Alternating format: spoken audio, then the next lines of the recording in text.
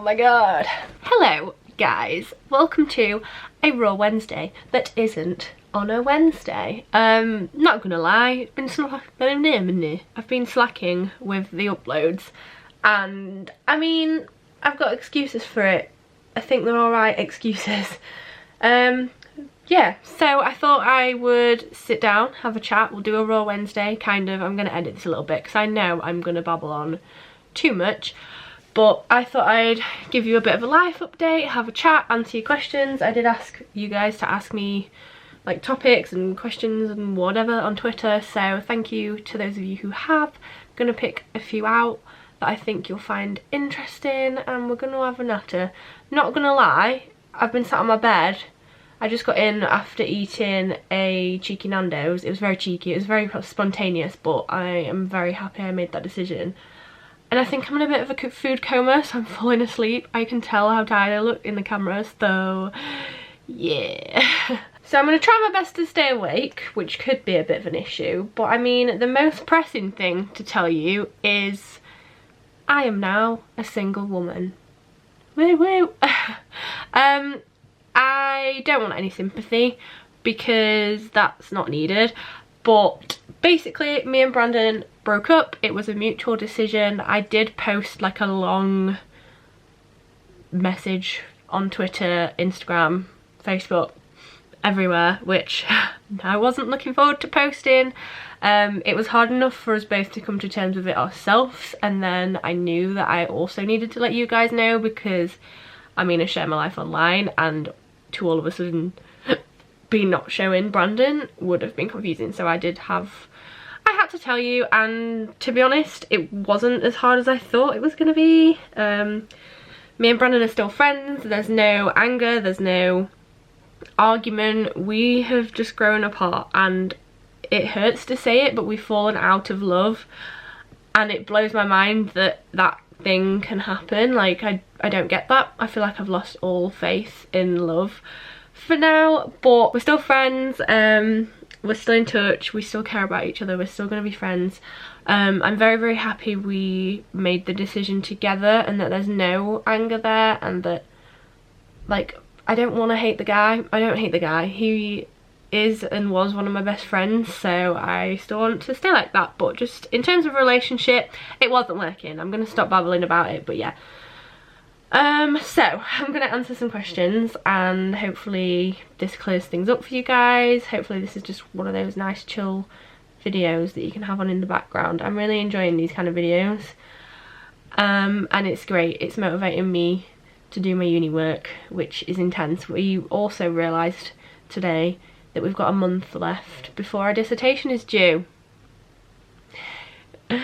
I am so ready for uni to be over, like, you have no idea. Anyway, questions. Oh, by the way, phone case, it's from Coconut Lane, which pretty much every YouTuber on the universe has a discount code for, including me. My discount code is onlyalice20, and you can get the phone case, the pop sockets from Amazon. So, questions. My friend Becca has asked, who is your favourite Brightonian? Obviously you, Becca. But she also said, what are you looking forward to most after you graduate, and what will you miss the most about uni? So, miss the most is going to be my friends, because once we finish, we're all going to end up going our separate ways, going back to where we lived before. We're not all going to be in the same city, which is the thing that's gonna suck. Really, really suck. Definitely that is the thing I'm gonna miss the most, just being able to be around my friends and just literally go for a cheeky Nando's spontaneously because I can. That kind of thing is definitely gonna be missed. In a nerd way, I feel like I will miss the routine a little bit, even though it's a pretty rare occurrence that I'll go to uni more than once a week at this point, because I am a bad student and I haven't been going to all of my lectures. I go to the ones that I deem relevant, which is not good. Don't follow my advice. And I'm sorry if any of my tutors are watching, but I think I'm doing alright. I'm just trying to avoid having a breakdown. So that is how I'm dealing with it. I'm going to uni once a week. Yay! So yeah, definitely going to miss my friends.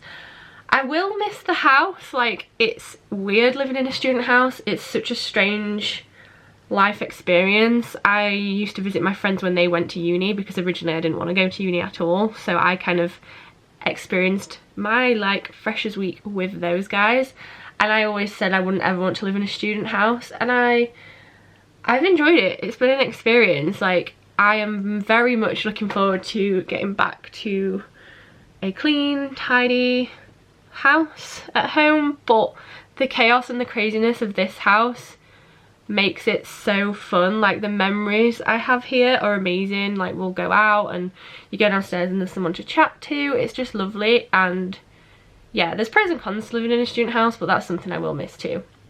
What else was the question? What am I looking forward to after I graduate? I am looking forward to, this is so sad, but I'm looking forward to my bedroom, because I love my bedroom back in my parents' house. I am looking forward to having no deadlines. I'm looking forward to, I don't know, just kind of seeing where life takes me. I was quite worried about where life was going, but then my best friend told me to stop worrying, and she told me well, it's true, I've never once in my life planned anything, really. I'm pretty spontaneous. I've never had an idea what I wanted to do, like, not a solid idea. I've always roughly known.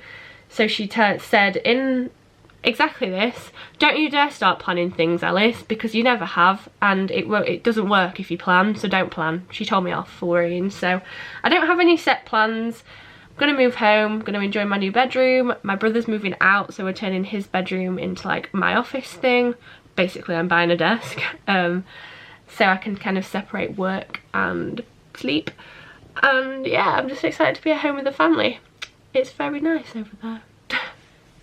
Weirdest answer ever. Can you tell I'm a bit delirious? I'm also a bit ill. I sound snotty. I am sorry. What do you do to relax and wind down to relieve uni stress?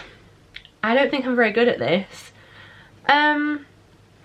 To be honest, the other day I spent about 4 hours making my housemates and the house on Sims, which was a great way to spend my time in third year. I actually really enjoyed it. It like helped my brain switch off from work for a little bit and just do something for the fun of it, because now I'm kind of living for my work. Like, it is my life and that's all I think about, and if I'm not doing it I feel guilty. I did not feel guilty for 1 minute playing The Sims. It was great, and it was a great like reset for my brain, so I did that. I'm gonna do that more often. The other day I went downstairs, and I was only gonna go downstairs for like a drink, and I got stuck there for like 3 hours just talking with my housemates. The girls were in, so it was me, Jade and Amber. We were all having chats. Jade was learning how to roly-poly. We were just being a bit stupid and having a bit of a gossip, having chats, talking about life, talking about relationships, just everything. So that was nice, just sitting and having a natter with your pals. It's such a good stress relief, and when they're also students, they relate. Like, there couldn't be anyone else who gets it more than fellow students on the same course. So yeah, that was really nice. I do like to have a bath, but I don't really have baths in this house. I don't know why. I have baths at my parents' house. That's also a good stress relief. That's about it really. I like drawing, even though drawing is my work. I'll draw on my iPad and draw like a little character of some sort, so even though that is work, I do enjoy it because I am a nerd. Lucy, how are you doing in yourself? I am actually okay. Like, things are up in the air. I'm obviously now single. I am okay with that decision. I don't want a relationship. I am very happy with the decision that we made together. But it does sting. Like, I went out last night, I got a bit too drunk, and when I got back in bed by myself, I got upset and I cried. But I feel like that was bound to happen. It's the first time I've gone out and got drunk since we broke up. So I cried and I rang my ex, my now ex, which sounds awful, I hate that. And we kind of, well, he's been really lovely about everything, so he was just like listening to me have a meltdown and telling me everything was going to be okay, because it is. I just felt a bit needy, so instead I just cuddled Minnie, and I got over it. Yeah, so other than the fact that I have impending deadlines of doom, I am actually really happy. I'm feeling so lucky to have such an amazing group of people around me. Like, I mean, I knew all my friends were amazing anyway, because I don't make friends easily. I'm quite a closed off person, which a lot of people translate to me being a bitch. I'm not. I'm just awkward, and I am a bit shy and a bit reserved, and I don't trust people easily because I've been burnt so much in the past. So my friendship group is very small, and I do love them and I know they love me. But these past few weeks, obviously with my relationship ending, I've never felt so loved, ever. It's been so nice. People at uni, people at home, people online, and like, I've just had so much love shown to me, and it's been so incredible. That has really got me through. That has helped me process things and talk it out and kind of rationalize the decision. And honestly, my friends are incredible. I feel like I need to do more for them because they have been amazing. And I am not going to get emotional. I'm going to move on to the next question. How do you manage so many university deadlines which fall into 1 week? That would be very helpful as of now, because I'm struggling. Plan ahead. But I mean, if they're this week, then that's a little bit of a lost cause. But yeah, try and plan ahead, organise, write in a planner, do things in sections, try not to give yourself too much of a hard time if you don't get as much done as you hoped. Just do it in bursts, and don't forget to take a break every like 45 minutes, because your brain is not going to function solidly for hours on end. You do need a break, and that's fine. But yeah, try and prioritise the things that desperately need doing. Give yourself little rewards. If you want to buy yourself a chocolate bar, buy yourself a chocolate bar. Yeah, I guess that's all I can think about for that right now. My brain is not working. What's one thing you want to achieve in life? I read this the other day when I got it, and I instantly just thought, I want my own house that I am paying for all by myself. I want a dog. I want a happy and healthy relationship whenever that may come about. I want to have like a solid group of friends who can rely on me and I can rely on them. I want to be that person who has little like gatherings and goes that extra mile to do nice things. I want to be healthy, obviously, healthy, happy, and surrounded by the people I love is basically where I'm going with this. But I definitely want my own house. I want to get a nicer car when I can afford it. I want to do up the house how I want, and just live, hopefully, well, work as a freelancer, so I've got the freedom of planning my own time, having a family at some point, you know, like stereotypical things. But I'm kind of looking forward to the challenge of that, and just seeing where everything goes. And yeah, it's very weird that I am now an adult. Like, saying this now makes me realise how much of an adult I am now, which is a bit terrifying. Danielle says, did you find it hard to balance uni life and a relationship at the beginning? How did you make time to spend with each other? Sorry if this is a sore topic.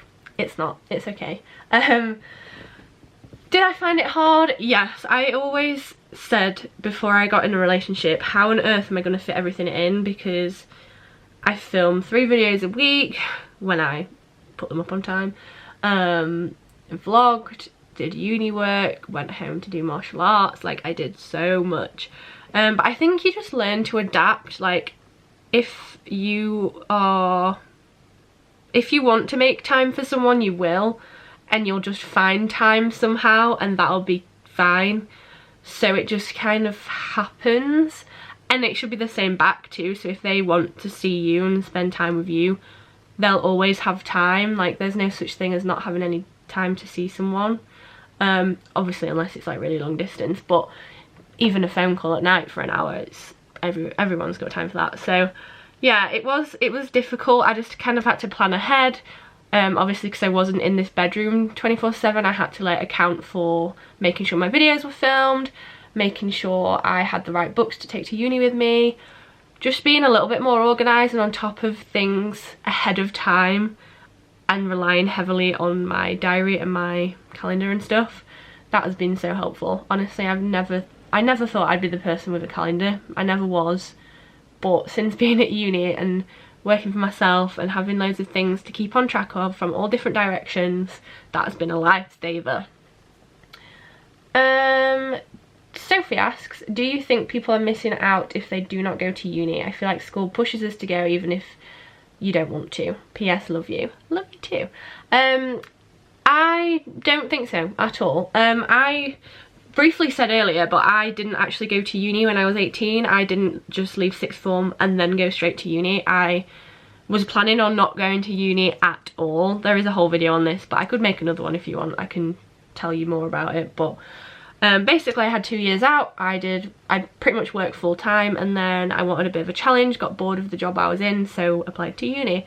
And I partly felt like I was missing out, but I also got to experience uni through my friends. So a couple of my friends went to University of Leeds, and I did their Freshers Week for those 2 years. So I kind of lived the student life. When I wanted to, I could come home and escape the craziness and just visit my friends. So I was happy with that. I didn't want to do the work. I was just so done with education. I hated sixth form, and that was fine with me. I didn't really come to uni for the experience. I didn't do it because I thought I've missed out. I should have gone. I kind of came to uni because I just wanted something new in my life. I just needed to try something else, and that's what it was. So don't feel too much pressure if you don't want to go. You've got plenty of time. I applied 2 years late. I thought I was going to be years and years and years older than everyone here, but it's actually surprising how many students here are mature students. A lot of people haven't just come at the age of 18. I don't feel too much older than everyone. I actually feel a lot more level-headed and put together than my younger friends, because I did have 2 years in the real world being a real adult to kind of sort myself out. So yeah, don't feel the pressure.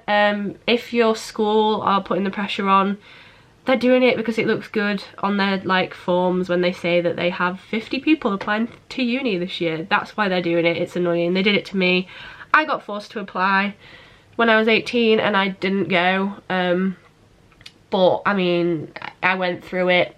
It meant when I applied this time, I kind of knew the process. So just, I mean, if there's nothing jumping out at you right now, if you're not sure what you'd want to study there, I wouldn't do it. Give yourself some time. Have a break from education, because I mean, you've been in education since the age of 4, so you deserve a break. And just don't try and overthink it, because everything kind of just falls into place anyway. As much as we all like to stress about it, things just kind of happen and you just kind of learn to work with it. Chelsea asks, now certain aspects of your life have changed, what does your future entail? Apologies if that was too close to home. It's not, it's fine. Future entails going back home to Doncaster, living with my parents. I'm going to work freelance, maybe pick up a part-time job for 3 days a week, something, but not just working in a clothing store, because as good as those jobs are, I just need something that's going to stimulate my brain a little bit. I can't just do that. I just don't have the capacity or the patience to do a job like that. Hats off to anyone who does. So I'd get a part-time job as a designer, or a part-time job as something creative, something fun, just to keep me going, save some money. I'm gonna save money to put a deposit down on a house at some point. I'm not sure how soon that's gonna be, within 5 years. I don't have an immediate plan for that, but I do want to buy a place as opposed to rent it. I'm done with renting. It's so expensive and such a waste of money. Something might come up, might get offered a job, and I might end up going to live somewhere else and having to rent. I wouldn't be against it, depending on the job. I'd probably say yes. But for now, I'm going to go home, possibly looking to getting a puppy, but I also don't want to commit to that in case something comes up that means I need to move out or whatever. So we'll see. But go home, sleep in my bed, get an office, save some money, eat some nice home cooked food, spend some time with the fam, and just keep doing what I like doing. Yay. That sounded really sarcastic. I'm just kind of babbling now, so I'm getting bored of my own voice at this point. Do you ever stress over where your life is heading or what you're going to do next? How do you deal with that? As my friend said, and as I have just mentioned, don't plan it, because it never goes to plan anyway. I feel like that should be a quote. I feel like I should make a print that says that. Laura asks, how stressful did you find the university application process? I'm thinking about applying for September 2019.